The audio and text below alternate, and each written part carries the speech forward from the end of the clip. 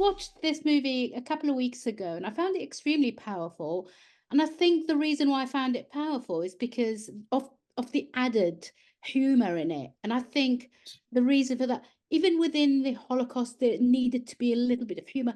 Can you talk me through how you got to get to be involved in this and about the decision to put that much humor in it? Yes, absolutely. Well, it's like it's a non-story in that all it was my agent says we've got this script where they'd like you to look at the part of Edek, and I didn't know I'd never heard the name Edek before. I didn't know I hadn't read the book by Lily Brett on which the film was based. I just knew this was a German production with an English language film, but that it also had attached as a producer and as the star alongside the Edek character was the great Lena Dunham, whom I admired enormously. I thought Girls was just incredible, and some of her earlier films too, astonishing. She's obviously, and I thought, wow. And I sort of read, and usually when I get sent a script, I think, yes, pompous lawyer, bishop, judge, something like that. And here was this character of so much more complexity, not just a supporting role of a kind of comic sidekick or something, but a fellow, yes, who was kind of funny, but also had a deep core of sorrow, and that it was sort of it hadn't been dealt with somehow. And I also just heard the voice of my grandfather, who was my mother's father, who was a Hungarian Jewish man who had come to England with his wife, my grandmother, who was Viennese Jewish, in the 30s and survived, obviously, therefore, unlike the rest of his family and the rest of her family. Well, her sisters did manage to get out, but her parents didn't, and so on. So that he had the same way of dealing it, which was perhaps counterintuitively zesty and full of life and food and celebration and most embarrassing to an English schoolboy, this distressing habit of falling into conversation with complete strangers, whether it be a traffic warden or a waiter. Suddenly he knew their name, how many children they had, and you virtually thought he was going to move into their house. It was, he just, and that's so un-English. Everything about him was un-English, but at the same time he dressed in a very English way. He would go on shoots with aristocrats in Norfolk, and it was extraordinary how just he was a character,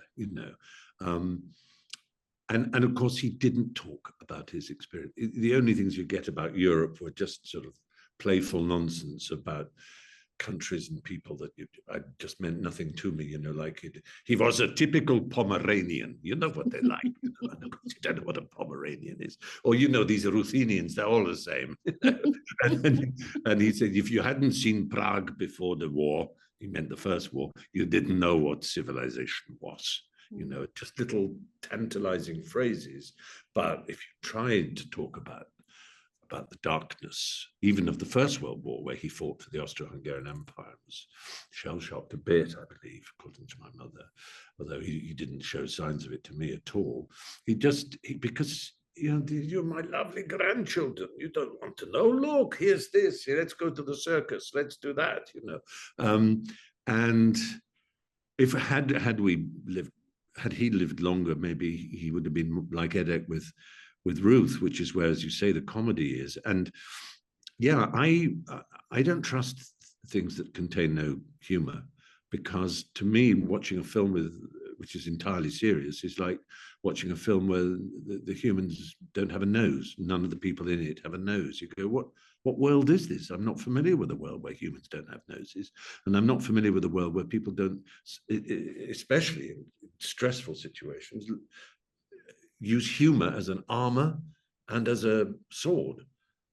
It's part of our equipment, our humor, as much as anything else, and that's true if you're, like us, or if you're neurologically diverse. I mean, I've got, godson who's one of the funniest people I know, who's Asperger's. But so, it's very, very rare. It's a weird affliction not to have humor, and a terrible thing, and Oscar Wilde once said of a friend, he's not serious enough to have a sense of humor. which is a profoundly true remark. It's quite funny, of course, because it seems paradoxical. But the fact is, if you really understand life and you're involved in life and you feel things, you feel emotion and you take things seriously, then there are occasions where humor is the only response. It doesn't mean that you're mocking death and horror, that you're underestimating evil, not at all, but it's it's one of the things that you use to defeat it in a strange manner. Watching this, I also was reminded of your really fabulous Christmas Day message last year, on Channel 4, which I thought was probably the most touching thing. And it really, you in which you told your own story. How important is it to keep telling those Holocaust stories in film? And is it ever enough?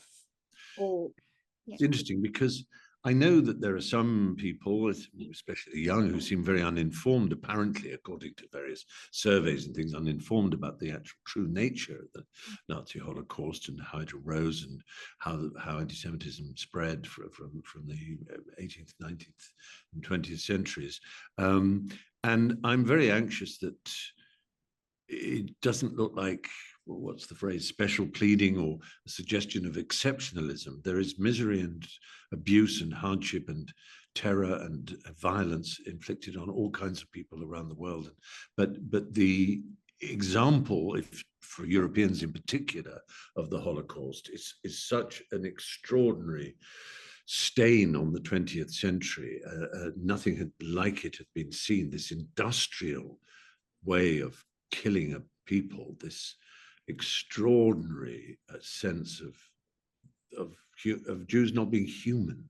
And it's very hard for us, you know, and going to Auschwitz was such an interesting example of it, that famous phrase of Hannah Arendt, you know, that the banality of evil. I had expected Auschwitz to be, I'd never been before this, we did the film, and I expected towering walls, dark and Hieronymus Bosch-like, to sort of, you know, almost like zooming fast, crash zooms into gargoyles, like in a 60s horror film, and darkness and violence, but it's calm and neat and tidy and symmetrical and arranged and open to big sky, and that sort of made it all the more heart-stopping because it was planned so meticulously and exactly for its job, which was to kill all who couldn't work, all the children, all the women who were not fit or had no skill that could be used, whether it was sewing, music, in the case of a wonderful woman I know as a survivor who was a cellist in Auschwitz's female orchestra, the Capella, and you know, but others were just, you know, industrially disposed of, and it's the deliberate, and it's somehow whole people who were capable of producing Beethoven and Goethe could also do this, and somehow none of them thought they were evil. I mean, that's the point. They weren't, we shall kill you all. It was a job. I remember reading this book called Ach, die schöne Zeiten, which is sort of Those Were the Days in German, which was a collection of letters from soldiers who worked at the death camps, SS soldiers. It was their letters home. And they would talk about, oh, we had 2 special actions today, these Sonderaktion, which are these, i.e. a trainload of Jews to process with the selection committee, those to one side to be killed, those to the other side to be given their work detail. But we had an extra one today, my darling, and it was, did the men complain at the extra work? No, they didn't. By the way, if Rudy comes last in Latin again, I shall give him a spank when I get home. I enclose a bottle of plum wine. You know, a loving letter of a soldier to their family. And what they're describing, you know, or at least what they're mentioning, these special actions, amongst the most horrific things that a human being could possibly do, just collecting together children to be murdered. And I think it's incumbent on all of mankind to understand that this is a possible way that people can be driven to through the beginnings of racism and the propaganda and the lies and the relentless sense of blaming a people for the problems. It's the Jews, it's the gays, it's the immigrants, it's the foreigners, it's the strangers, it's or it's the elites who are lizards. It doesn't matter. Who that somehow, if you keep banging on that drum and you're not challenged, then things can go horribly wrong. And that is a lesson from history. But to me, the most important thing is that, as I was saying, history with a capital H is one thing. That's what you hope to teach children, the facts and the figures. But the beauty of films and novels and art is that it's history with a small h, the individuals who are tossed on the tide of history and for whom history really matters. It's not about ideologies and, the facts and figures of what happens in history. It's about these stories. And so, yeah, they should be told, and as not just Jewish stories of the Holocaust, but nonetheless, obviously, for personal reasons, that's one that I take pleasure and pride of, being able to keep that story front and center. Ladies and gentlemen, you're watching Hey You Guys! Hey, you guys! Hey You Guys! Hey, that's what they all say. Hey You Guys! Hey, you